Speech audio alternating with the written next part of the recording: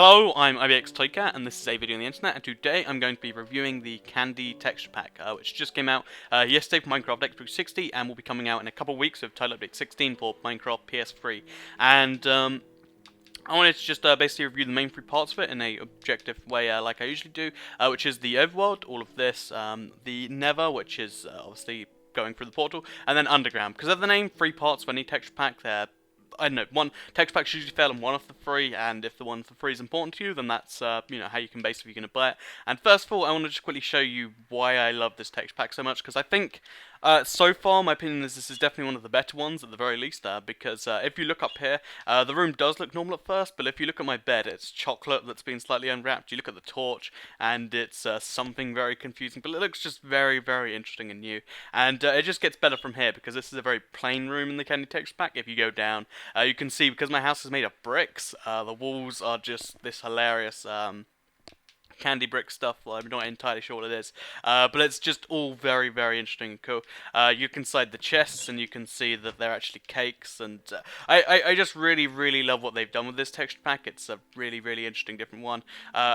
A lot of things confuse me, of course, but I think, you know, just first of all, it's very, very cool that you can just see that everything is at least trying to be different and cool. So, for instance, pumpkins seem to be chocolate filled with, you know, cream, which is interesting, or, you know, it's kind of like a cream egg but square.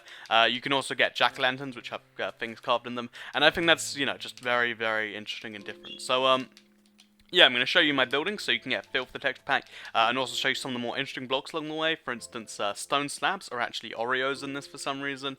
Or I guess not for some reason, but yeah, again, it's one of those really, really nice touches that will make you go, wow, that's pretty cool.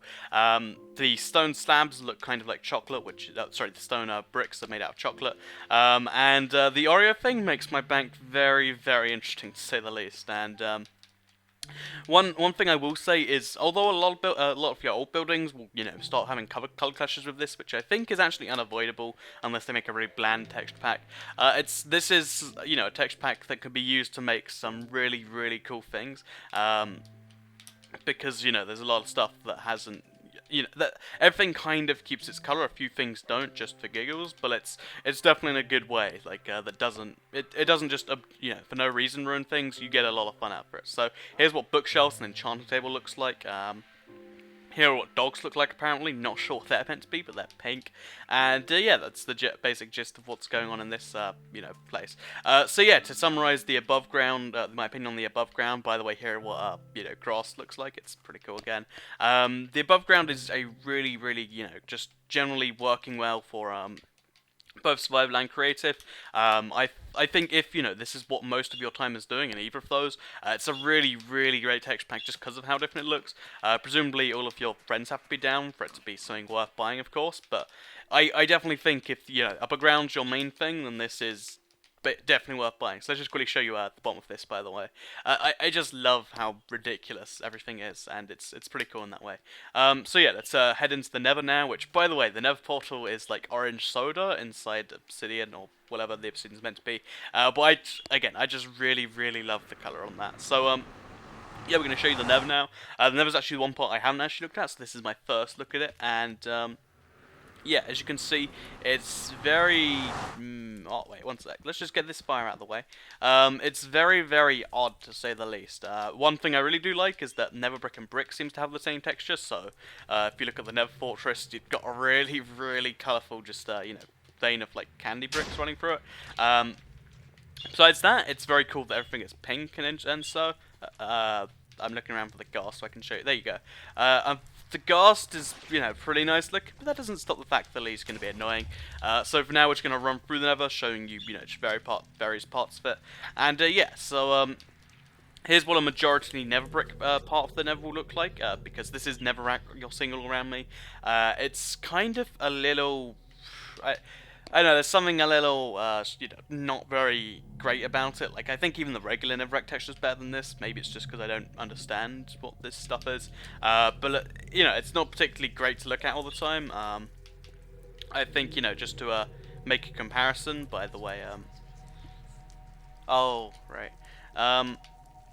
But just to make a quick comparison, I think that everything else that involves, you know, the other textures, so, like, you know, I think this is cobblestone and gravel and obsidian, anything that has, you know, anything else involved with it. It makes this just, you know, the plain block makes everything else look cool. By the way, that's glowstone. Again, really cool. So yeah, what we're going to just quickly do is we're going to head through the Nether and back to the real world, so I can show you the underground, which is the third part of any texture pack review. Sorry, and yeah, so yeah, basically what we're going to do now is we're going to go through the this is my second house, or my main house. I'm not sure which it is at this point, but this is my first house, and it's where I spend a lot of my time, and yeah, I'm going to show you around it, and then I'm going to go underground. So here's what furnaces look like when they're stacked together. They're meant to be ovens, meant for cooking all the baked treats. By the way, coal is a licorice something. That's pretty cool, and yeah, generally cool.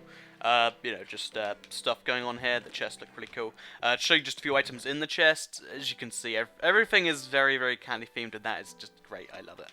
The one thing that doesn't seem to be is diamond tools, which, you know, I can't really complain with too much, but whatever. So yeah, let's go underground and I'll show you what it looks like. This is actually the underwhelming part of the texture pack. Like, the Nether's pretty good, and the above world is really good. And, you know, just after you've gone from that, the underground is just really... oh, wow, oops. Fell down a hole. Okay, let's just retry that one. But yeah, compared to the above ground, the underground is just really, really ugly. It's really cool that it's just all chocolate, so you're digging through chocolate to get where you're going and all. But what does kind of suck is the fact that it's just dull and plain, which and plus the fact that the dirt and the, you know, stone don't really mix well, so this just looks really, really messy, and it's just not a great thing all in all. Another thing that's really, even when you put cobblestone down for whatever reason, they just don't mix well, which is kind of a shame, because it'd be really nice to have, you know, a good looking underground texture pack. Maybe it's just impossible because there's so much cobblestone, and cobblestone's not meant to have a good texture. I don't really know what it is, but this is what the underground looks like. Maybe I have some diamonds lying around. I don't think I do. But yeah, so quickly summarize this texture pack. It's really, really good if you're, you know, oh wow, that's lava. It's really, really good if you're doing something, you know, survival based, and not really doing too much mining, which I know applies to a lot of people that play Minecraft. Or if you want to do creative and want to make cool new buildings, it's not that great to transfer all existing maps to. So if you have a lot of really good maps that you just want to try out with a new spin, you might want to try the trial out before you know, commit to this. But if it does work, that's great. It won't necessarily always work. Oh, by the way, here's another cool thing. When you punch bricks, you get a cool sparkle effect instead of the regular one. But yeah, so basically, if you're a creative guy, great for you. If you're a survival guy and doesn't go underground too much, great for you. If you really enjoy mining, like myself, it's a little plain and ugly. So yeah, that's my summarization of this. Thanks for watching this little review. I'm going to be doing like a best texture pack overall video soon, so maybe stick around, subscribe to that. Like the video if you liked it. Thanks for watching, and outro.